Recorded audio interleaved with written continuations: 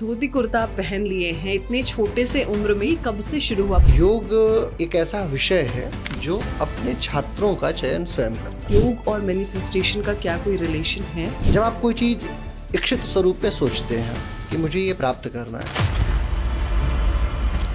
Aura कैसे create होता है? एनर्जी क्या मेडिटेशन और योगा से क्रिएट होती है या फिर वो जन्म के साथ ही अपने ऑरा को लेके प्रकट होता है? आपका ऊर्जा स्तर आपकी वैचारिकता से बढ़ सकता है, घट भी सकता है।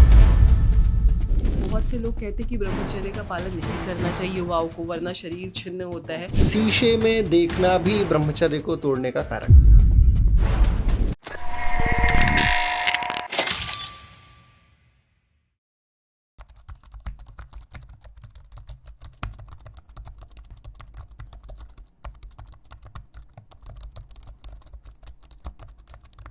आज से पहले भी मैंने योगा के ऊपर काफ़ी आपसे बातचीत की है, अलग अलग गेस्ट को भी मैं लेके आई हूँ, लेकिन अभी तक मैंने एक ऐसे गेस्ट को नहीं बुलाया जिन्होंने योगा के जरिए सिर्फ देश में ही नहीं बल्कि विदेशों में भी अपना परचम लहराया है। 263 centres in foreign countries, yes आप सही सुन रहे हैं, 263 सेंटर्स हैं इनके, वाइस प्रेसिडेंट है वो वहाँ के, और ना जाने कितने लोगों को इन्होंने सनातनी बना दिया है, कितने लोगों को इन्होंने धोती कुर्ता पहना दिया है योग करवा के। कहने का मतलब ये है कि योग सिर्फ देश के लोगों को ही नहीं ठीक कर रहा है बल्कि अपनी जड़ों से विदेशी लोगों को भी जोड़ रहा है। और इसमें जो अपना सबसे बड़ा योगदान दे रहे हैं वो मेरे साथ आज है, जो ना सिर्फ योगा सिखाते हैं बल्कि अगर आपको योगा में नेट जीआरएफ की भी तैयारी करनी है तो भी वो करवाते हैं। इसके साथ ही हठ योगा, विन्यासा फ्लो और थेरेप्यूटिक योगा भी सिखाते हैं। तो आज की पर्सनालिटी काफ़ी बड़ी है जिनसे आप बहुत कुछ सीख सकते हैं, और आज हम इनसे अनफिल्टर्ड सवाल पूछेंगे आपके लिए, और आपकी ये जिज्ञासा भी ज़रूर होगी कि क्या है ये और कैसे ये इतना बड़ा मुकाम हासिल कर लिए हैं, क्या ये बहुत बड़े दिखने में है या कैसे हैं। तो चलिए आपकी ये जो दुविधा है वो दूर करते हैं आज के पॉडकास्ट में और शुरुआत करते हैं। मैं बात कर रही हूँ डॉक्टर शिवम मिश्रा जी की। स्वागत है आपका, बहुत बहुत आभार आपका कि आप आए यहाँ पर। सबसे पहले बहुत कम उम्र है आपकी, धोती कुर्ता आप पहन लिए हैं इतने छोटे से उम्र में, जहाँ पे लोग आप एक युवा हैं, लोग डिस्क जा रहे हैं या फिर अलग अलग तरीके की उनकी एक्टिविटीज़ है, लेकिन आपने योगा को अपना लाइफस्टाइल चुना या लोगों को जाकर आप सिखा रहे हैं। ये कब से शुरू हुआ? बचपन से ही ये था या फिर कुछ ऐसा किक मिला लाइफ में कि नहीं मुझे ये करना चाहिए? मैं आपके ऐसे वाक्यांश को 4 हिस्सों में आवंटित करता हूँ। प्रथम ये कि युवा है। युवा वायु का विपरीत शब्द है। वायु जो किसी भी तरीके से रोकी नहीं जा सकती और अपनी तीव्रता के साथ चलती है। स्वामी विवेकानंद की बहुत अल्प आयु थी जब वो स्वामी विवेकानंद बने, और मैं समझता हूँ कि प्रहलाद को देख लीजिए, ध्रुव को देख लीजिए, जितने भी नौनिहाल हुए हैं वो सभी गुरु कृपा के आधार पे आगे बढ़ते चलते चले गए। तो मैं समझता हूँ कि जहाँ गुरु कृपा हो वहाँ आयु मैटर नहीं करती। अब बात आती है योग क्यों चुना आपने, तो नियति बहुत सारी चीज़ें तय कराती है। नियति के अवलंबन में जब आप नियति कोई चीज़ डिसाइड कर रही हो, नियति के दिशा में जब आप दिशा निर्देशित हो रहे हो तो आप कुछ तय नहीं कर पाते। योग एक ऐसा विषय है जो अपने छात्रों का चयन स्वयं करता है। ये बात हर योग शिक्षक बाखूबी समझता है, जानता है। योग में ऐसा नहीं है कि मैं डायरेक्टली योग में ही इन्वॉल्व हो गया। 10वीं 12वीं तक मैं बड़ा बड़ा ब्रिलियंट स्टूडेंट रहा, अपने विद्यालय स्तर पे काफ़ी सारी चीज़ें प्राप्त की और विज्ञान का ठीक-ठाक विद्यार्थी रहा और विज्ञान मुझे बड़ा आकर्षित करता था। परंतु कक्षा 12वीं के उपरांत धीरे-धीरे चूँकि मौलिक रूप से हम लोग पूर्वांचल क्षेत्र से आते हैं, वाराणसी का क्षेत्र जो है वो बड़ा पुनीत है इन चीज़ों में जो अगर आप देखें तो। और मेरा जो क्षेत्र है वो योगियों में सर्वश्रेष्ठ योगी देवराहा बाबा का क्षेत्र आता है। मेरा ननिहाल बिल्कुल देवराहा बाबा के पास में है, वॉकिंग डिस्टेंस पे है। तो कहीं न कहीं वो एक उत्प्रेक्षा कही जा सकती है, ऐसा अलंकरण रहा हमारे वास्तविक स्वरूप में जिसने योग की तरफ आगे भेजना प्रेषित करना शुरू कर दिया। संयोगवश पिताजी और दादाजी भी काफ़ी सारा योग का अभ्यास उन्होंने किया और बहुत सारी चीज़ें उन्होंने जानी समझी, और विद्वता हमारे पारिवारिक उन्मय का बड़ा कारक रही। इस दिशा में रहते हुए मैंने योग का चयन किया। इनफैक्ट मेरे पिताजी ने इसमें काफ़ी सारी सहायता कराई और फिर धीरे-धीरे मैं योग की तरफ आगे उन्मुक्त होता चलता चला गया। बचपन में भी कुछ योग आसन किया करते थे, कुछ आसन, कुछ प्राणायाम करते थे, परंतु प्रोफ़ेशनली मैं 12वीं कक्षा के उपरांत इसमें इन्वॉल्व होता चलता चला गया। हुँ। आप योग को लेके सिर्फ़ देश में ही नहीं बाकी जगहों पे भी काफ़ी आप बातचीत करते हैं। नोएडा में आपका बहुत बड़ा सेंटर है जहाँ पूरे कंट्री के लोग आपसे जुड़े हैं। वियतनाम, दुबई, यूरोप आप इन जगहों पे लोगों को सिखाते हैं। तो क्या आपको ऐसा लगता है कि अगर कोई किसी चीज़ का मैनिफेस्टेशन करता है, हुँ, जैसे उसे कुछ अपनी लाइफ़ में पाना है, हुँ। तो क्या उसे योग हेल्प कर सकता है? योग और मैनिफेस्टेशन का क्या कोई रिलेशन है? बड़ा शानदार प्रश्न है, संभवतः पहला प्रश्न है ये। योग और मैनिफेस्टेशंस, अपेक्षाएँ इत्यादि के संदर्भ में ये पहला प्रश्न है। मैं बतौर योग दर्शन का वेत्ता होने के नाते, योग दर्शन का छात्र होने के नाते मैं ये बात समझता हूँ कि अपेक्षा कष्ट का कारक है। तो सबसे पहले तो हम अपेक्षा को स्वीकार नहीं करते हैं, मौलिक रूप से स्वीकार नहीं करते हैं। माता को अपेक्षा है कि बेटा आएगा, कमा के लाएगा, मुझे धन-दौलत देगा, मेरा बुढ़ापे का सहारा बनेगा। इसी परिप्रेक्ष्य में न जाने फेमिनिस्ट व्यू कहाँ एग्ज़िस्ट करता है, आप भी बाखूबी समझती हैं। तो अपेक्षा को तो हम स्वीकार नहीं करते हैं। लेकिन जब इसे थोड़ा-सा आंग्ल भाषा के शब्द में मैनिफेस्टेशंस के तौर पे देखा जाता है, तो इसका अर्थ थोड़ा-सा व्यापक होता है। जब आप कोई चीज़ इच्छित स्वरूप में सोचते हैं कि मुझे ये प्राप्त करना है, तो इसमें आपके विभिन्न प्रकार के चक्र इन्वॉल्व होना शुरू हो जाते हैं। विभिन्न प्रकार के चक्रों की इन्वॉल्वमेंट हो जाती है। फ़ोरहेड चक्र से लेके सहस्रार से लेके थ्रोट चक्र से लेके हार्ट चक्र, नेवल चक्र सबका इन्वॉल्वमेंट अपना-अपना है, जिसका संस्कृतनिष्ठ नाम भी अलग-अलग है। अब जब आप कोई चीज़ सकारात्मकता जब आप ऐसी सोचते हैं, कंस्ट्रक्टिव चीज़ें सोचते हैं, कंस्ट्रक्टिव मैनिफेस्टेशंस में और डिस्ट्रक्टिव मैनिफेस्टेशंस में एक व्यापक अंतर है। याद रखिए, प्रकृति आपको दोनों परिस्थितियों में सहायता करती है।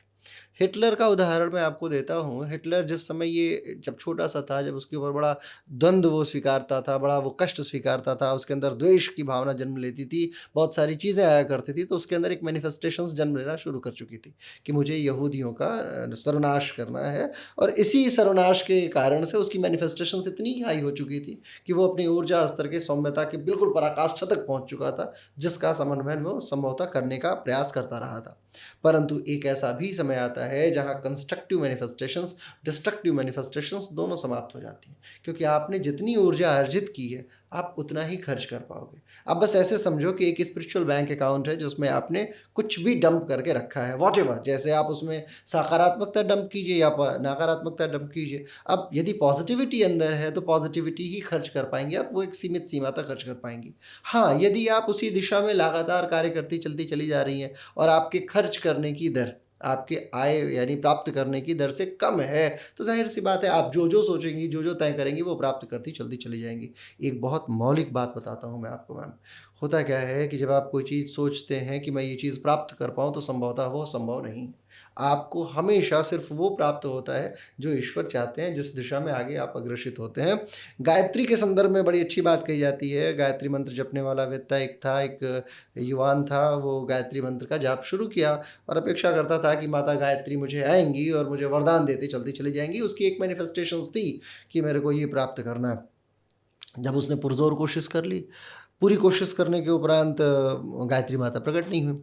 गया एक एक साधु के पास पहुँचा, साधु से पूछा कि यार मैंने इतने कई लाख मैंने गायत्री जप ली, मेरे को गायत्री मिली नहीं। गायत्री नहीं मिली तो मैं माँगूँगा कैसे, वरदान कैसे माँगूँगा? तो उसने कहा कोई बात नहीं, तुम एक काम करो, भैरव की साधना करो, भैरव जल्दी प्रसन्न हो जाते हैं। तो तांत्रिक साधनाओं की शुरुआत की, थोड़े समय बाद तकरीबन 6 महीने के उपरांत उसे एक आवाज़ सुनाई दी, वो ध्यान में बैठा हुआ था, तो आवाज़ सुनाई दी कि बेटा आँखें खोलो, क्या चाहिए तुम्हें माँग लो, मैं प्रसन्न हूँ तुम्हारी पूजा से। इसने आँखें खोला, बोला देखा कोई नहीं सामने। तो ये बड़ा अचंभित हुआ, बोला कहाँ हो, कहाँ, पहले सामने तो आओ। बोले नहीं, नहीं मैं तुम्हारे पीछे खड़ा हूँ।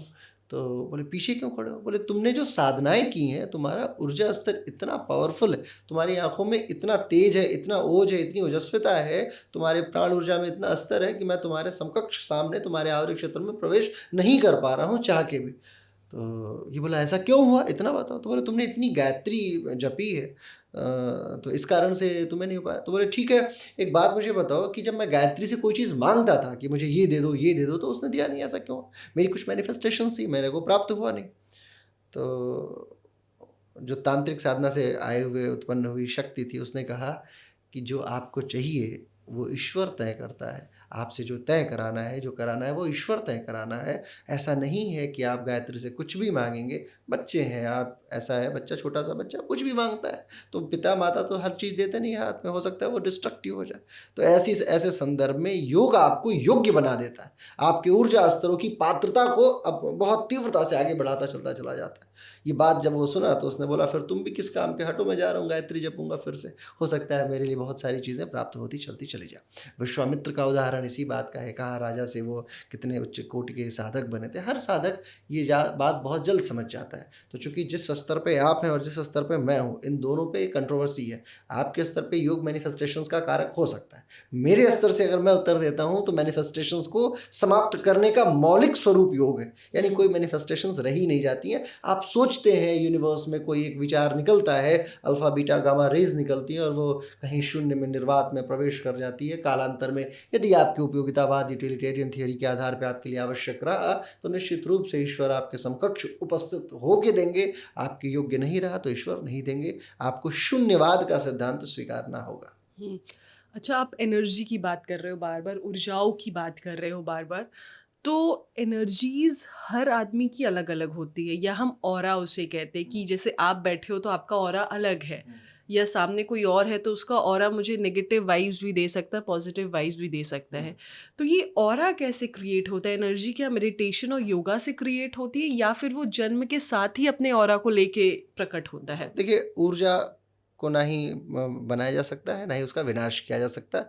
ऊर्जा एग्जिस्ट करती है। अब व्यक्ति कैसे क्रिएट करता है? क्या व्यक्ति अपने ऊर्जा को बढ़ा सकता है? क्या अपने आवरे को आगे बढ़ा सकता है? ऐसा कुछ है क्या? तो सबसे एक मौलिक सिद्धांत है, वो है प्राण का सिद्धांत। प्राण ऊर्जा तकरीबन 10 प्रकार की मानी गई है। प्राण, पान, समान, व्यान, उदान, ये मौलिक प्राण है और उसके अलावा उप प्राणों की बात कही जाती है, जिसमें नाग, कूर्म, कृकर, देवदत्त और धनंजय की बात की जाती है। इन 10 प्राणों पे तो आपका अधिकार है साहब। आप चाहें तो इन 10 प्राणों का उन्नयन कर सकते हैं। आप चाहें तो इन 10 प्राणों में मतलब आप उसे आकर्षित कर सकते हैं। प्राणाकर्षण के माध्यम से, यौगिक प्रक्रियाओं के माध्यम से, विभिन्न प्रकार की व्यवस्थाएं हैं योग में, जिसके माध्यम से आप अपने प्राण को आगे अग्रेषित कर सकते हैं। परंतु ऊर्जा स्तर की सकारात्मकता और नकारात्मकता ये आपके अनुनय विनय और आपके वैचारिक वैषम्यता पे निर्भर करती है। आप समझिए, इंद्र कौन है जानती हैं आप? इंद्रियों का देवता। ऐसा देवता जो समस्त इंद्रियों को कंट्रोल करने की क्षमता रखता हो, ऐसे देव को हम इंद्र बोलते हैं। अब इंद्र के लिए स्वर्ग की कल्पना क्या है? आपने देखा होगा, स्वर्ग की कल्पना में आता है कि आप जाओगे, वहाँ वहाँ अप्सराएं हैं, हिंदू शास्त्रों के अनुसार, अन्य शास्त्रों के अनुसार हूर हैं, इत्यादि इत्यादि शब्द उपयोग किया जाता है। तो वो क्या है, एक पर्टिकुलर एनर्जी स्तर की बात की जाती है। आप अपने ऊर्जा स्तर को बढ़ा सकें, आप अपने आप को इतना ऊर्जावान बना सकें, आपके आपके आपके विभिन्न प्रकार के जो चक्र हैं उनको आप ऊर्जावान बना सकें, विभिन्न प्रकार के प्राणों को ऊर्जावान बना सकें विद पॉजिटिव थॉट। विचार लाने का कारक कौन हुआ? इंद्रियां। आपको 3 बातें समझनी है। इसमें प्राण ऊर्जा जरूरी है, इसमें चक्र आपके बहुत आवश्यक है, और इसमें आपके आपके ऊर्जा स्तर को बढ़ाने के लिए आपका विचार, आपकी इंद्रियां बहुत आवश्यक है। विचारों का केंद्र आंखें हैं, कान है, नासाछिद्र है, जिह्वा है, त्वचा है। इन सारी चीज़ों से आपके अंदर विचार जन्म लेते हैं। जैसे मान लीजिए मैं बोला राम, तो आपके कानों ने सुना, आपके दिमाग में एक चित्र बन के आया राम। ऐसे आपको अगर मैं कोई चीज़ दिखाऊं, फॉर एग्जाम्पल मैं यही दिखाता हूँ, ये माइक, तो आपकी आंखों ने देखा, मैं कुछ नहीं बोला, सिर्फ मैंने इंगित कर दिया, तो भी आपके मस्तिष्क में एक विचार बन गया। लेकिन जिस विषय में आप कुछ भी नहीं जानती हैं, उसके विषय में विचार बना पाना आपके लिए बड़ा मुश्किल होगा। मैं हमेशा ये उदाहरण देता हूँ कि आप सोचिए, गाम्बिया के विषय में सोचिए। एक देश है, इतना आपको पता है, लेकिन गाम्बिया एग्जिस्ट कहाँ करता है? वो कोई विचार उसके विषय में नहीं आ पाया होगा। सुना है आपने? तो मनुष्य का विचार इंद्रियों से स्वीकृति प्राप्त करता है। जब आप योग करते हैं तो यही स्वीकृति उत्कृष्टता से ऊपर उठती चलती चली जाती है। जहाँ आप अनन्य शून्य से भी विचारों का अनुगमन कराने के योग्य हो जाते हैं, वो उत्क्रमणीय प्रक्रिया हो जाती है। अनन्य शून्य आपको वैचारिकता देता है और आपकी वैचारिकता आपके ऊर्जा स्तर को बढ़ाती है। तो जो आपका प्रश्न था, उसके 3 आयाम से मैंने आपको उत्तर दिया कि आपका ऊर्जा स्तर आपकी वैचारिकता से बढ़ सकता है, घट भी सकता है। यदि आप ठीक सोचते हैं तो बढ़ेगा, नकारात्मक सोचते हैं तो घटेगा। इसी के लिए बताया गया मंत्र, मनानात त्रायेत इति मंत्रः। ये परिभाषा है, मन का जो त्राण करे, यानी इंद्रियों का जो बॉस है मन, इनिशियली वो इंद्रियों का बॉस जो है वो मन है, तो आप उसको कंट्रोल कर पाते हैं। मन एक बार कंट्रोल हो गया तो आपका ऊर्जा स्तर बढ़ना शुरू हो जाएगा। धीरे धीरे ऊर्जा स्तर बढ़ने का मतलब आपके चक्र क्लीन होते चलते चले जा रहे हैं। तो जो आवरा आपका किसी भी परिस्थिति में पॉजिटिव और निगेटिव था, वो धीरे धीरे अपग्रेड करता चलता चला जाएगा। आप जाके देखिए, अफ्रीका के बड़े प्रसिद्ध राष्ट्रपति हुए नेल्सन मंडेला, उनकी कहानी क्या थी? उन जहाँ जिस जन्म पे वो पैदा हुए वो बहुत ही निहायती नकारात्मकता से भरा हुआ था, परंतु उन्होंने अपने ऊर्जा स्तर को इतना तीव्र बनाया कि जिस भी जगह पे वो बैठते तो हर व्यक्ति बैठ जाता, जब वो खड़े होते तो कोई ऐसा नहीं होता जो बैठा रह जाता। ऊर्जा स्तर बनाया जा सकता है, आप उसे बढ़ा सकते हैं, प्राणों पे कार्य कर सकते हैं, ऑरा स्वतः बढ़ता चलता चला जाएगा। अब मैं बात करती हूँ युवाओं की। जैसे एक युवा जब बैचलर होता है, फिर वो गृहस्थ जीवन में जाता है, जब वो कमाने लगता है या उस तरीके से चीज़ें रहती है। लेकिन युवावस्था में अब जैसे ये ना मतभेद का विषय है। अब बहुत से लोग कहते हैं कि ब्रह्मचर्य का पालन नहीं करना चाहिए युवाओं को, वरना शरीर छिन्न होता है। लेकिन क्या आपको लगता है एज ए योगा ट्रेनर, या आप इतने स्पिरिचुअल हैं चीज़ों को लेकर के, जब तक एक युवा बैचलर रहता है उसे ब्रह्मचर्य का ज़रूर पालन करना चाहिए और उसे अपने कल्चर से जुड़ा रहना चाहिए? देखिए मैं योग में यम एक प्रक्रिया है, अष्टांग योग में यम आता है। यम के 5 प्रकार बताए गए हैं, जिसमें अहिंसा, सत्य, आस्तेय, ब्रह्मचर्य और अपरिग्रह, इसका वर्णन होता है। कल्याण नाम की एक पुस्तिका आती है गोरखपुर, गीता प्रेस गोरखपुर से। उसमें उसका एक एडिशन है, तकरीबन 2010 या 11 का एडिशन है। उसमें ब्रह्मचर्य के विषय में, पूरी पुस्तिका ही ब्रह्मचर्य के विषय में बताती है। वो बताती है कि शीशे में देखना भी ब्रह्मचर्य को तोड़ने का कारक है। यदि आप अपने केशों में कंघी लगाते हैं तो वो भी ब्रह्मचर्य को तोड़ने का कारक है। यदि आप स्नेहक यानी कि परफ्यूम्स यूज़ करते हैं, वो भी आपके ब्रह्मचर्य को छिन्न भिन्न करने के लिए पर्याप्त है। यदि आप अपने अपने आँखों पे काजल लगाते हैं, मस्करा लगाते हैं, टीका लगाते हैं, इत्यादि इत्यादि विभिन्न प्रकार की जो भी चीज़ें हैं जो आपको उत्कृष्ट बनाती है, उसके संदर्भ में ब्रह्मचर्य तोड़ने का कारक है। द थिंग इज़ कि किस प्रकार के ब्रह्मचर्य की हम बात कर रहे हैं, आपका मौलिक उद्देश्य क्या है? आपका उद्देश्य यदि सन्यासी बनना है तो ये सारी चीज़ें आपके लिए बाधक है। भगवान बुद्ध, महात्मा बुद्ध के सामने ये परेशानी आई थी कि हम अपने अपने भिक्षुणियों में, मैंने अपने भिक्षुओं में, क्या हम महिलाओं को अंदर प्रवेश दें या ना दें? यही प्रॉब्लम आई थी जैनियों के सामने भी, कि हम महिलाओं को प्रवेश दें कि ना दें, क्योंकि इससे क्या है, महिलाओं के ब्रह्मचर्य के संदर्भ की भी बात आती है, पुरुषों के संदर्भ की भी बात आती है। तो तमाम विषय वस्तु इनके सामने आया, बहुत सारी परेशानियां आई। ये तकरीबन 320-30 के आसपास की बात है, ईसा पूर्व की बात है। ब्रह्मचर्य के संदर्भ को समझना बड़ा ज़रूरी है। जब हम 4 आयु वर्गों की बात करते हैं, पहला आयु वर्ग है ब्रह्मचर्य का, उसके उपरांत धीरे धीरे संन्यास तक की चीज़ें जाती हैं। 100 वर्षों के जीवन में हम ये कैलकुलेट करते हैं कि 25% हमारा ब्रह्मचर्य है। देखिए, आप ये समझिए कि आपका उद्देश्य यदि सकारात्मक रहना है, यदि आप चाहते हैं कि आप अपने लौकिक उद्देश्यों की प्राप्ति करें। आज का मनुष्य 60 वर्ष 70 वर्ष की आयु जी रहा है। अपने 25% के आयु को यदि वो ब्रह्मचर्य के साथ में बिता लेता है, ब्रह्मचर्य में भी सप्त धातु का सिद्धांत आता है, जिसमें क्या क्या है, रस है, सबसे इंपॉर्टेंट चीज़ है। रस के बाद रक्त आता है, उसके बाद रस, रक्त, मांस, मेद, अस्थि, मज्जा, वीर्य, ये सिद्धांत है। अब वीर्य जो है वो 7वां है, जो आपके ब्रह्मचर्य का सबसे मौलिक स्वरूप है। स्पर्म जो है, जिसको महिलाओं के लिए हम ओवम के संदर्भ में जानते हैं, ओवम आपके लिए सबसे अच्छा, आपको पता है सबसे शरीर की बड़ी कोशिका कौन से? महिलाओं के शरीर की सबसे बड़ी कोशिका कौन सी है? ओवम होती है। पुरुषों के शरीर की सबसे छोटी कोशिका कौन सी होती है? स्पर्म होता है। जस्ट थिंक अबाउट इट कि सूक्ष्मता से वृहदता का मिलन योग है, तभी एक आत्मा जन्म लेती है। ये बात याद रखिएगा। किसी मंदिर में जब आप जाते हैं तो आपने देखा होगा कि विष्णु का मंदिर है तो शिव की प्रतिमा वहाँ रखी हुई है, यानी कि वो साक्षी स्वरूप में रखी जाती है। आप वैष्णो देवी जाते होंगे तो आप देखते होंगे कि प्रणाम करने के बाद थोड़ा और चल के ऊपर भैरव का दर्शन करना अनिवार्य है, क्योंकि वो साक्षी के स्वरूप में मानी जाती है। आपको दर्शन करना अनिवार्य है उनका, यानी कि हर एक सूक्ष्मता से वृहदता के मिलन में किसी एक को साक्षी बनना है। यानी जब मनुष्य के, यानी पुरुषों के शरीर की सबसे छोटी ऊर्जा स्तर, जो जिसको हम बोलते हैं स्पर्म, सबसे छोटा ऊर्जा स्तर है। ये एनाटॉमिकली भी प्रूवन है, फिजियोलॉजिकली भी प्रूवन है कि कोशिका सबसे छोटी स्पर्म की है। तो जब सूक्ष्मता का वृहदता से मिलन होता है तो आत्मा साक्षी बनती है। ठीक उसी प्रकार से जिस प्रकार से मंदिरों की मैं बात बता रहा हूँ। तो ब्रह्मचारी होने के संदर्भ में यदि आपको गृहस्थ का जीवन जीना ही नहीं है तो आपको ध्यान रखना है कि आपके शरीर से एक एक बूंद भी स्पर्म का या ओवम का बाहर नहीं जाना चाहिए। बहुत क्रिस्टल क्लियर ये बात है। परंतु अच्छा, एक बात और ध्यान रखिए कि रस, रक्त, अस्थि, मांस, मेद, मज्जा, इन सब के बनने में बहुत बड़ा वर्णन है। यानी अगर 100 लीटर का रस है तो वो घट के आएगा तो 10 लीटर का रक्त बनेगा, 10 लीटर का रक्त है तो वो 1 लीटर का अस्थि, मतलब 1 किलो की अस्थि बनेगी। फिर उसका मज्जा, मतलब मैरो बनने तक में काफ़ी सारा हिस्सा छट चुका होता है। यानी एक बूंद स्पर्म के अंदर आपके ब्रह्मचर्य का बहुत बड़ा ऊर्जा स्तर है। अच्छा, इसका क्या क्या लाभ है ब्रह्मचारी होने का? ब्रह्मचारी होने का लाभ है चेहरे के ऊपर तेज, आंखों के अंदर कोई कालिमा नहीं, चेहरा कभी झुर्री युक्त नहीं होता है, ऊर्जावान बने रहते हैं। किसी भी विषय वस्तु को सोचने की आप कोशिश करते हैं, आप उसको प्राप्त करने की पूरी योग्यता प्राप्त कर पाते हैं। तो यदि आपको, चूंकि सन्यास का धर्म बड़ा डिफिकल्ट धर्म है, सन्यासी हो के जी पाना, एक दिन जी पाना बड़ा मुश्किल है। इसलिए कहा जाता है कि सन्यासी होना है तो ब्रह्मचर्य का पालन करना अनिवार्य है।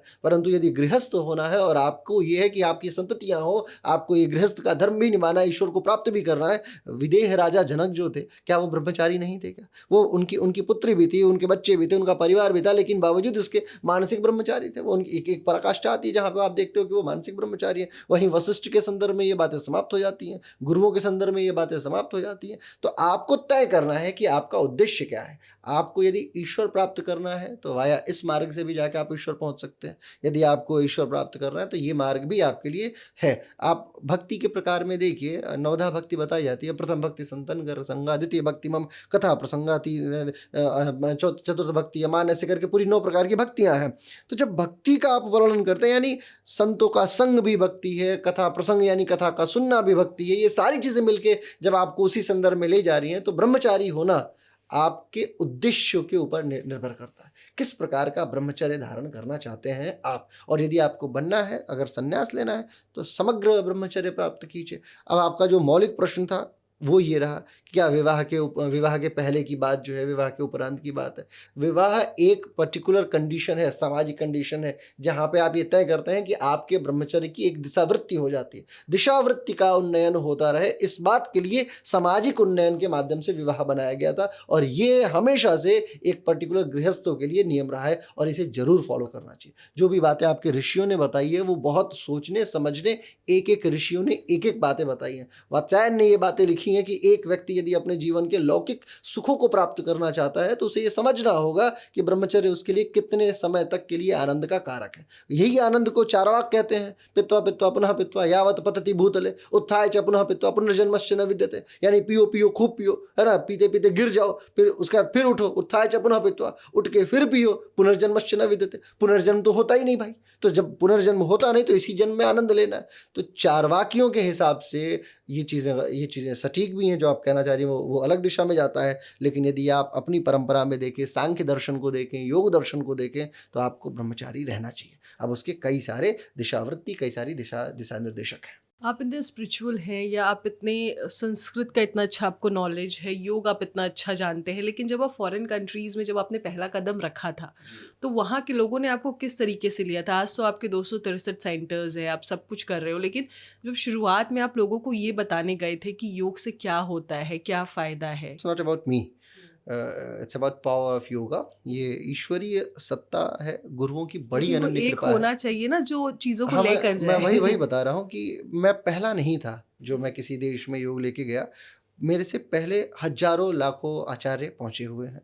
जिस देश में मैं गया था उसमें बतौर ट्रेनर गया था, एक शिक्षक के स्वरूप में नहीं, क्योंकि मैं जिस समय गया था उस समय मेरी कुल आयु तकरीबन 18 वर्ष थी, 18-19 वर्ष की आयु थी। तो बहुत नवयुवक था, नौयुवान था। अभी तो ये चेहरे पे बाल भी आ गया, उस समय तो कुछ भी ऐसी व्यवस्था नहीं थी और मैं लोअर टी शर्ट में ही पहुंचा हुआ था। हाँ, लेकिन ये ज़रूर था कि मेरे विश्वविद्यालय ने मुझे गोल्ड मेडल का तमगा दिया था कि तुमने अपने एनाटॉमी के विषय को टॉप किया है, तुमने योग के संदर्भ में विश्वविद्यालय में काफ़ी अच्छा अंक प्राप्त किया है, लिहाजा तुम्हें ये तमगा मिलता है। और उसी तमगे का प्राउड मुझे हमेशा से रहा। यानी मैं अपने ज्ञान कौशल पे हमेशा से ही स्थापित रहा, मैं किसी भी जगह पे पहुंचता तो किसी भी रोग के मौलिक कारक को जानने की पुरजोर कोशिश करता। जब मैं पहली बार वियतनाम पहुंचा था तो मैंने देखा वहाँ के लोग, चूँकि यहाँ अलग-अलग राज्यों के योगाचार्य वियतनाम पहुँचे हुए थे और जो संभवतः चैंपियनशिप्स के माध्यम में पहुँचे हुए थे, जो सिर्फ़ शरीर को बेंड करना ही योग का प्रारूप मानते थे, शरीर को खूब मोड़ते थे और मोड़ते-मोड़ते वहाँ के लोगों के शरीर के अंदर बेतहाशा दर्द दे दिया था उन लोगों ने। जब मैं पहुँचा था तो वहाँ के लोगों को एक आशा दिखी थी। मुझे आज भी याद है, एक बूढ़ी-सी महिला थी, वो आई अपनी फाइल्स वग़ैरह लेके। उसे ये बात बाखूबी पता थी कि उन्हें अंग्रेज़ी नहीं आती और मुझे उस समय वियतनामी नहीं आती थी। सारी की सारी रिपोर्ट्स वियतनामी भाषा में लिखी हुई थी। इंटरनेट भी उतना तेज़ नहीं चला करता था उन दिनों। सक्सेस का एस दबाने के लिए बटन संख्या 7 को 4 बार दबाना पड़ता था, तो एस टाइप होता था। तो कहने का मतलब काफ़ी डिफ़िकल्टी थी, बट वो बड़ी कॉन्फिडेंट रही मेरे को लेके। वो ले आई फ़ाइल और मेरे को अपनी भाषा में बहुत कुछ बोला। मेरे को कुछ समझ में नहीं आया। इतना ज़रूर समझ में आया उसके एक्शन से कि उसके लंबर में, पीठ में कुछ परेशानी है। तो जब मैंने, अच्छा हम लोग एक्यूप्रेशर भी जानते हैं, योग का वेत्ता सिर्फ योग नहीं जानता, वो उसे क्या-क्या जानना चाहिए, उसे जानना चाहिए सूर्य चिकित्सा, उसे जानना चाहिए जल चिकित्सा, उसे पृथ्वी चिकित्सा आती हो, उसे नेचुरोपैथी आती हो, उसे प्राणिक हीलिंग आती हो, उसे एक्यूप्रेशर आता हो, समग्र चिकित्सा उसे आती हो। तो मैंने कोशिश की, तो मैंने एक्यूप्रेशर के माध्यम से ये जान लिया कि इनके लंबर में डिस्क बल्ज हो चुका है। लिहाजा मैंने उनके डिस्क बल्ज को ठीक कराने वाले आसनों को उन्हें कराया और ईश्वर की ऐसी महती कृपा। कई बार ऐसा होता है ना कि गुरु बलवान तो चेला पहलवान। अब गुरु की ऐसी कृपा हुई कि वो माताजी ठीक हो गई, बहुत बहुत ठीक। अब वो जब ठीक हुई तो उन्होंने वियतनामी भाषा में अपने संप्रेषण के माध्यम से तकरीबन हर व्यक्ति के अंदर वो बातें भर दी। क्योंकि मैं तो गया था तो मैं हिंदी या अंग्रेजी बोल सकता था और वहाँ किसी को अंग्रेजी नहीं आती थी, तो मैं संप्रेषण के माध्यम से जानती हुई बात को भी नहीं बता पाता था। लेकिन जब मैंने एक केस ठीक किया, उसके बाद मेरे को तुरंत वहाँ से सीनियर टीचर के तौर पर स्थापित किया गया और फिर ऐसी गुरु कृपा हुई कि संभवतः वियतनाम में अभी मेरे जानने में कुछ नहीं तो 1200-1300 योग शिक्षक हैं और पूरे वियतनाम में 5000 शिक्षक हैं।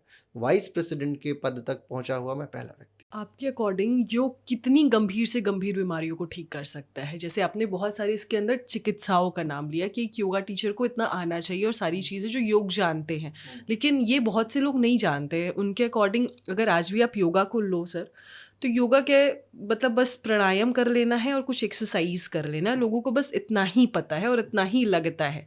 लेकिन आपने बहुत सारी चीज़ों के बारे में भी जिक्र किया, तो योगा आप कितनी से कितनी गंभीर बीमारियों को ठीक कर सकता है? देखिए, मैं आपको 2 बातें बताता हूँ। एक तो ये कि मैं बड़ा मौलिक बातें बोलता हूँ, कर्णप्रिय बातें। हो सकता है कि आपके ऑडियंस को ना लगे, लेकिन मैं मौलिक बातें, आप जितना अपने आप को ख़राब किए हो, जितना आपने समय लगाया है, पहली चीज़ तो उससे दोगुना समय हमें देने को तैयार हो जाओ। दिमाग में ये बैठा लो कि आपने अपने आप को ख़राब होने में 20 साल लगाए, तो हमें 40 साल देने को तैयार हो जाओ, ताकि हमारा ट्रेनर जो है या हमारा शिक्षक जो है वो आश्वस्त रहे कि आप भागोगे नहीं बीच से। क्योंकि आपके बीच में भागने में, उसमें ना मेरी हानि है ना आपकी हानि है, योग की हानि है। आपको ये लगा कि मैंने योगा किया 6 महीना और वो बिल्कुल ठीक नहीं कर पाए। एक व्यक्ति था जो ताला खोलने के लिए, एक चोर था, ताला खोलने की पुरज़ोर कोशिश किया, उसके पास चाबियों का गुच्छा था, 50 चाबियाँ लगा दी, 49 चाबियाँ लगा दी, ताला नहीं खुला और वो फिर वापस आ गया थक के।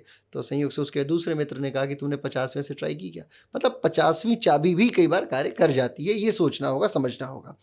कितनी गंभीर बीमारियां हैं। अब गंभीर बीमारियों की स्थिति किसे समझते हैं? अब जैसे मान लीजिए मैं योग शिक्षक हूं, तो मेरे लिए बुखार होना ही मेरे लिए अति गंभीर बीमारी है। समाज के लिए, हाँ, जैसे समाज के लिए क्या है, समाज ये मानता है कि कैंसर को ठीक नहीं किया जा सकता, समाज ये मानता है कि न्यूरो की बीमारियां हैं, ठीक नहीं किया जा सकता। अच्छा, एक गजब की बात आपको मैं बताता हूँ। आप पीसीओडी का नाम सुनी होंगी। पीसीओडी, किसी गायनाकोलॉजिस्ट के पास जाइए और आप उनसे पूछिए कि मैडम आप तो बहुत विद्वान विदुषी डॉक्टर हैं, आपने एमबीबीएस एमडी पता नहीं कहाँ से कर रखा है, कृपया करके मेरे को एक ऐसी कोई दवा दीजिए जिससे पीसीओडी ठीक हो जाए। वो हाथ खड़े कर लेंगे कि sorry I don't have any kind of medicine, right. चलिए छोड़िए, मैं पीसीओडी तो बड़ा रोग हो गया, छोटे से रोग पे आते हैं। बीपी वाले के पास चले जाइए आप कि भाई साहब मेरे को बीपी है, कृपया करके एक दवा ऐसी दे दो जिसको मैं 4-5 दिन खाऊं और बीपी मेरा परमानेंट ठीक हो जाए। कोई ऐसी दवा है क्या बीपी ठीक करने की? नहीं है, चलिए हटाइए, बीपी भी हटाइए। शुगर के लिए कोई दवा है क्या आपके पास? तो फिर आप जब मेडिकल साइंस होके जिस पे पूरी दुनिया टिकी हुई है उसको आप स्वीकार नहीं कर पाते हो, आप उससे अपेक्षा ज़िंदगी भर, एक आपका गॉल ब्लैडर बाहर निकाल दिया जाए तो ज़िंदगी भर आपको छोटा-छोटा एक गोली खाते रहना है। थायराइड ठीक कर सकते हैं क्या आप किसी गोली से परमानेंट? अगर आपको थायराइड हो गया तो आजीवन आपको 25 MG, 5 MG, 3 MG, 2 MG, 1 MG की दवा धीरे-धीरे खाते ही रहना, वो ठीक होने की संभावना उसकी नहीं है। हम गारंटी लेते हैं। बीपी ठीक करना है 10 दिन दे दो आप, थायराइड ठीक करना है 25 दिन हमें दे दो, पीसीओडी ठीक करना है 3 महीने हमें दे दो आप। आप देखो आसनों का स्वरूप, हमारे आसनों में इतनी ताकत है, इतनी क्षमता है। इनफैक्ट मैं इसमें आयुर्वेद को भी अगर आमंत्रित कर लूँ अपने अपने मित्र के स्वरूप में, योगिक मित्र के स्वरूप में, तो आयुर्वेद और योग एक साथ यदि तरीके से मिल जाए। देखिए आजकल क्या है, मैं पॉडकास्ट वगैरह देखता हूँ तो फर्जी लोग भी बहुत हैं, मतलब उल्टी सीधी बातें करके मैं देखता हूँ, रील्स में देख रहा हूँ तो कुछ भी कुछ बोले भी जा आता रहा है। है, हाँ, कुछ भी बोले जा रहा है। अब लोग इन्फ्लुएंस भी हो रहे हैं कि अच्छा कोई कह रहा है, आप ये तो तय करो, आप एटलीस्ट रैशनैलिटी तो लाओ, तार्किकता तो लाओ कि बातें क्या हो रही हैं। आयुर्वेद के संदर्भ में कही जाती है, जैसे माघ नक्षत्र आने वाला है, माघ में क्या है, माघ ऋतु आने वाली है, माघ का महीना है जो, इसमें या भाद्रपद के बाद जब भी व्यवस्था शुरू होती है, भादो समाप्त हो जाए उसके बाद सावन के बाद भादो, कुहार शुरू होगा। जब बारिश होती है उसे तांबे के बर्तन में उसके पानी को आप रोक लीजिए। आपको इतना विज्ञान तो बताया होगा कि सबसे शुद्ध पानी बारिश का पानी होता है। तो यदि आप तांबे के बर्तन में उस पानी को रोक लेते हैं और आपने उस पानी का उसे आपने पान किया, उस पानी को, उस जल को अपने शरीर के अंदर जाने दिया, तो आपके अंदर कैंसर होने की संभावना समाप्त, कृमि होने की संभावना समाप्त, चेहरे पे हमेशा एक रौनक हमेशा बनी रहेगी। कैसा नहीं होगा कि वो हमेशा स्ट्रेस बने रहने की संभावना है समाप्त, बाल टूटने की संभावना है समाप्त। अब आप अलग अलग जगहों पे ट्रांजिट हो रहे हो, टहल रहे हो, आप कभी यहाँ हो, कल कहीं और का पानी, परसों कहीं और का पानी, कभी इस नल का, कभी उस नल का, वो कहाँ से आ रहा है पानी, कितना साफ है, उसकी शुद्धता क्या है, ईश्वर जाने, तमाम चीज़ें हैं। तो उसके कारण भी आप परेशान रहते हैं। योग और आयुर्वेद यदि वास्तविक और विद्वानों के द्वारा देय आपको मिल जाए तो ऐसी कोई बीमारी नहीं है मैडम जिसको आप ठीक नहीं कर सकती, कोई भी बीमारी। आप मुझे एक भी बीमारी काउंट कर, हाँ, अंटिल अनलेस आपका एक्सीडेंट ना हो जाए, because we are suppose not to treat the people like accidental cases. अगर कोई एक्सीडेंट हो जाए, सर फट जाए, हमें बोल दो योग कराओ, हम नहीं करा सकते, माफ़ कीजिए। परंतु ये तय है, आप देखिए आचार्य चरक थे, सुश्रुत थे, आचार्य वाघभट्ट थे, पहला सक्सेसफुल ट्रांसमिशन किसने ऑपरेशंस किया था, आंखों को निकाल के नई आंखों को सेट कर लेना। तो ये सारी चीज़ें तो हमारी विधाएं रही हैं, अब वो गायब हो गई हैं। अब हमारे पास में सिर्फ कंज्यूमरिज्म आ गया। अभी कल मैं एक न्यूज़ देख रहा था, एक व्यक्ति हैं नोएडा में ही, उनको उनको कुछ लोगों ने पकड़ा, कोई किसी एनआईटी वगैरह की कोई टीम है, सरकारी टीम थी जिसने पकड़ा। उसने 1 करोड़ रुपए ऑफर किया, सिप्ला और कैडिला वगैरह की जो दवाइयाँ हैं उसका नकली वर्जन था। लोग भी इसमें मूर्ख हैं, उनको क्या है कि 20% डिस्काउंट ये दवा ये दुकान दे रही है, चलो इससे खरीद लो। वो देखते हैं क्या, सिर्फ नाम होना चाहिए, साल्ट क्या है, कितनी असली दवाएं हैं, कितनी नकली दवाएं हैं, उसका कोई आइडिया नहीं। जिम जाने वाला युवा, जो जिम जा रहा है युवा, उसको दिखता है कि यार मेरा मित्र है उसने बॉडी बना ली, मेरे को भी बॉडी बनाना है। मैं आपको एक चीज़ बताता हूँ, मैं अपने संस्थान के लिए पैकिंग कराने के लिए एक संस्थान पे गया हुआ था नोएडा में ही। तो मैंने उनके यहाँ देखा कि एक बड़े से ब्रांड का वो प्रिंट हो रहा है। तो मैंने कहा यार तुम तो बहुत बड़े आदमी हो गए, प्रिंटिंग में इतनी बड़ी जैसे फॉर एग्जांपल मान लीजिए मेरे पास ये है, अब वो ये प्रिंट कराने के लिए गए हुए हैं, एक्वाफिना है तो उसका ये प्रिंट हो रहा है। तो मैंने उनसे पूछा कि भाई साहब आपने एक्वाफिना प्रिंट करना शुरू कर दी, तो बड़ा प्रोजेक्ट मिला होगा। बोले नहीं वो तो एक यहीं का गाँव का लड़का है, वो ये प्रिंट करा रहा है। मैंने बोला अब ये क्या करेगा? बोले कुछ नहीं, वो नकली वाला जो प्रोटीन आएगा उसके ऊपर ये चिपकाएगा और यही 500 रुपये की प्रोटीन 5000 में जाके बेच देगा। इनफैक्ट अपने दोस्तों मित्रों को तो डिस्काउंट भी देगा। व्यापार में, वाणिज्य में कोई मित्रता नहीं है, ठगना हर जगह है। क्या चीज़ शाश्वत है आप जानती हैं?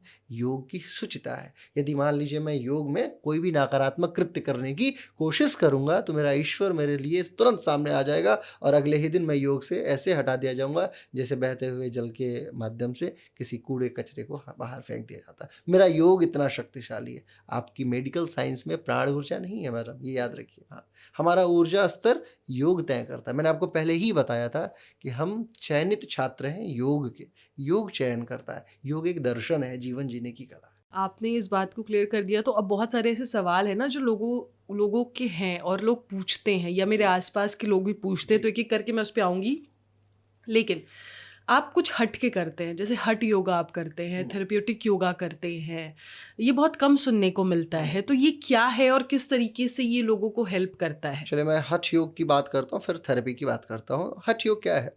हकार कथितः सूर्यश्च टकारश्चंद्र उच्यते सूर्य चंद्रमा सूर्य योगा हठ योग निगद्यते। हठ योग के विषय में बात कही गई कि सूर्य और चंद्र नाड़ी जो है, यानी लेफ्ट और राइट का वर्जन जो है, इड़ा और पिंगला जो है, उसको मिला के उसके प्राण को सुषुम्ना से मध्यस्थ नाड़ी से प्रवाहित करना हठ योग है। अल्टीमेट प्रैक्टिस ये है। अब हठ योग में क्या क्या चीज़ें आती हैं वो महत्वपूर्ण है। इसके अंतर्गत षटकर्म आता है, आसन है, प्राणायाम है, मुद्रा है और बंध है। इसका अभ्यास किया जाता है। व्यक्ति धीरे धीरे इतना स्टेबल हो जाता है कि उसकी ऊर्जा सुषुम्ना नाड़ी से प्रवाहित होने लगती है और बहुत आसानी से वो समाधि प्राप्त कर लेता है। परंतु आज के ज़माने में समाधि चाहिए किसे? समाधि तो किसी की आवश्यकता है नहीं। मैं आपसे बोलूँगा कि आपको योग कराता हूँ 6 महीने, साल भर, या इनफैक्ट मैं खुद के लिए कहता हूँ कि मैं योग करना चाहता हूँ और मैं चाहता हूँ कि 5 वर्षों के उपरांत मुझे समाधि प्राप्त हो जाए। एक्चुअली मेरा खुद का गोल ये नहीं है। तो हठ योग तो वहीं समाप्त हो जाता है, क्योंकि हठ योग किया ही जाता है समाधि के लिए। केवलम राजयोगाय हठ योग उपदिश्यते। राजयोग के लिए हठ योग का उपदेश दिया गया था। और हठ योग का मौलिक उद्देश्य क्या है? राजयोग का मौलिक उद्देश्य क्या है? वो है समाधि। समाधि किसी की आवश्यकता नहीं है ना। अब बात आती है थेरेपेटिक योग की, कि थेरेपी योग के आसनों की। समाज क्या समझता है? आसन ही योग है। मैं क्लियर कर रहा हूँ, आसन योग नहीं है। ये तो सिर्फ एक पार्ट है। जैसे मैं आपसे पूछ रहा हूँ, ये एक उंगली आप देख रहे हो और ये बोलो यही शिवम है। एक्चुअली ऐसा नहीं है। शिवम तो पूरी समग्र शरीर को मिला के ना। एक उंगली को देख के तो आप ये बता ही नहीं सकते कि ये किसकी उंगली है, राइट? यही कंडीशन है योग की। लोग ये गलत अपने मस्तिष्क में बिठाए हुए हैं कि आसन ही योग है, एक्सरसाइज जिसको आप बोलते हैं तथाकथित शब्दों में। एक्चुअली ऐसा नहीं है। थेरेपेटिक योग में हम क्या करते हैं मित्रों? थेरेपेटिक योग में हम कोशिश ये कराते हैं कि शरीर जो है वो विभिन्न प्रकार के आसनों के संयोजन से, विभिन्न प्रकार के आसनों के उन्नयन से, श्वास की विधियों से, मुद्राओं की विधियों से अपने पर्टिकुलर ऑर्गन को, जैसे लिवर को ठीक करना है, पैनक्रियाज को ठीक करना है, गॉल ब्लैडर ठीक करना है, किडनी के ऊपर हमें इम्पैक्ट डालना है, थाइस के ऊपर इम्पैक्ट डालना है, मस्तिष्क के ऊपर इम्पैक्ट डालना है, उसमें भी कई सारा फ्रंटल, ऑक्सीपिटल, पैराइटल सारी चीज़ें हैं, इधर स्पाइन के ऊपर इम्पैक्ट डालना है, तो वो हम तय कराते हैं। फला फला फला आसन कीजिए और इन आसनों का त्याग कर दीजिए। किन आसनों का त्याग करना है, किस एंगल पे त्याग करना है, कितने सेकंड की होल्डिंग करनी है, उस पर श्वास की क्या गतिविधि होगी, वैचारिकता कैसी होगी, वैषम्यता कैसी होगी, और धीरे धीरे जब आप इसका अभ्यास करते चलते चले जाते हैं तो सत्कार से भी तो दृढ़ भूमि, फिर धीरे धीरे वो दृढ़ता आती चलती चली जाती है और आपका उद्देश्य प्राप्त हो जाता है। लिवर कमजोर है तो लिवर ठीक, पैनक्रियाज कमजोर है तो पैनक्रियाज ठीक, यानी आपको शुगर है तो शुगर ठीक, डायबिटीज़ यानी डायबिटीज़ की अवस्था है, विभिन्न प्रकार की अवस्था है, वो तुरंत ठीक कर लेते हैं हम। आपके मस्तिष्क में कोई परेशानी है, हम उसे ठीक करने की पूरी कोशिश करते हैं। न्यूरो वाले केसेस में हम थोड़ा सा क्योंकि न्यूरो का केस बड़ा डिफिकल्ट होता है, तो हमारी कोशिश रहती है कि हम उसे भी प्राप्त कर पाए। हमारे पास तकरीबन मैं समझता हूँ कि 60 या 65% का रेशियो है। बाकी सारी बीमारियों में तकरीबन 80 to 85% का हमारे पास पॉजिटिव रेशियो रहा है शुरू से। तो ये थेरेपेटिक योग है।